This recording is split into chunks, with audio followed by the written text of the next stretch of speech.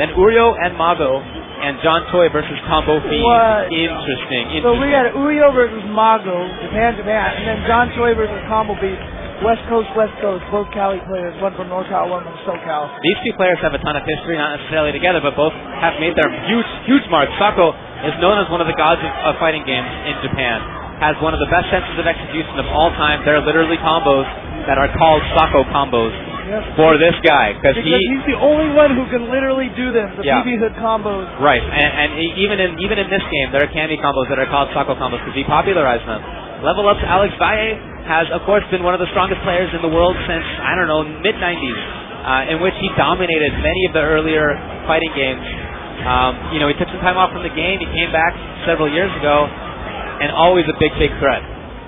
Yeah, one thing you have to remember, the very first time Sako made it out here in the States, it was for Southern California Regionals put on by Alex Valle. That's right. So Sakanoko's popularity here in the States largely due to Alex Valle.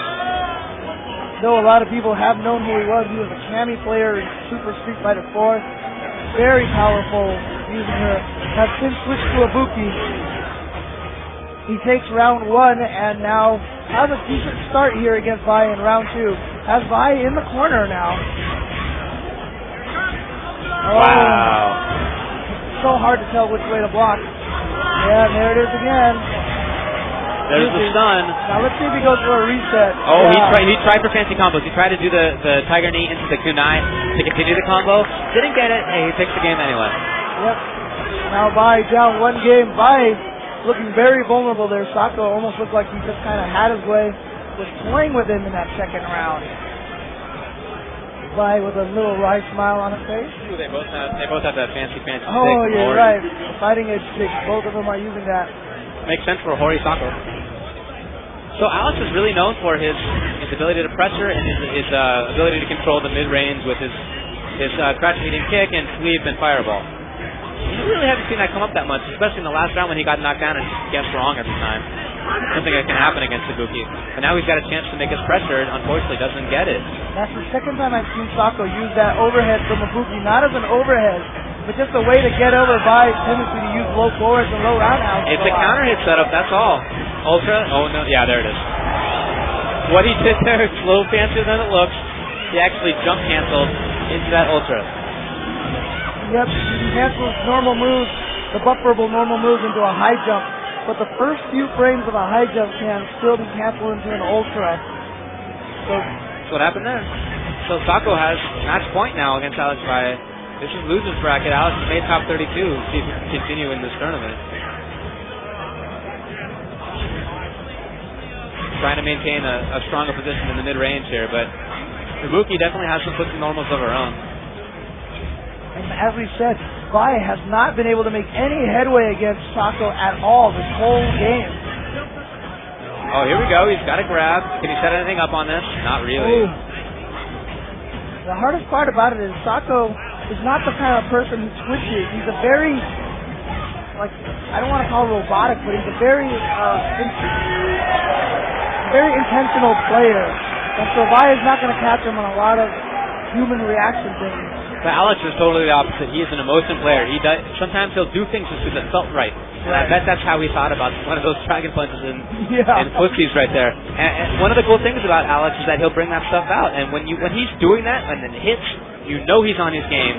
So he's probably feeling a lot better in this game so far, last round and this round, than he was before. You can see it paying off. All right, but here we go. Here comes the mix-up from Ibuki.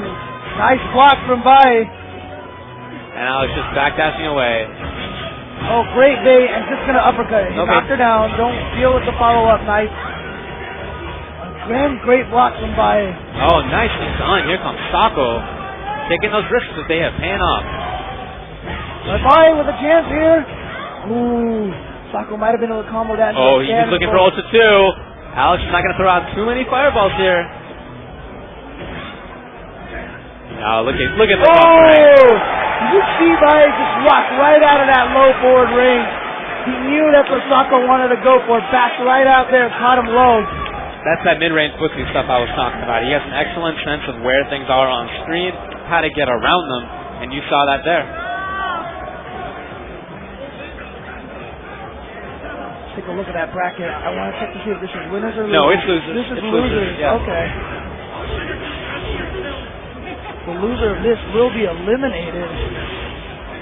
Alex was looking a little lost there after the first game, but at the end of that second game, he was looking good. So let's see which one of them can keep up their string. Yeah, we've talked about it before, how a lot of top players will lose early on and then all of a sudden just have this string of dominating rounds. Valle is definitely not a stranger to that. In fact, it is almost his forte. Yeah, he's known for doing that. And he plays patiently on wake up. Very even match here. Look at Alex just doing crouching medium kick, not canceling into the fireball each time, because Sako has taught him not to do that. Unfortunately for Alex, that actually might come back and hurt him. Oh, there it is. Huge opportunity for a whip punish there. But Valle got, oh! That was supposed to be low forward into EX fireball. Came out as EX uppercut instead. And that is going to cost him that round. Oh, I don't like seeing Alex shaking his head like that, because you make a mistake, okay. You move on from it. I hope that doesn't sit with him. Oh, here we go. Oh, no, he dropped that low jab in the low roundhouse. It might be. Right. Fortunately for Valle, not a crumple, but here we go. There goes mix-up from Sako. One more, and he's probably going to be able to get it dizzy. A good block again from Valle. It's just so hard to tell what side Ibuki's going to land on. But you see Alex trying to bait something from Sako here, trying to make him do something when he shouldn't. Yeah, Sako has noticed that Valle likes to rely on those low attacks, and you see him dash up to try to bait Valle into a low forward. Wow, you hardly ever see that actually get over fireballs. Oh, super. No, he's not even going to need it. And Sako has eliminated Alex Valle.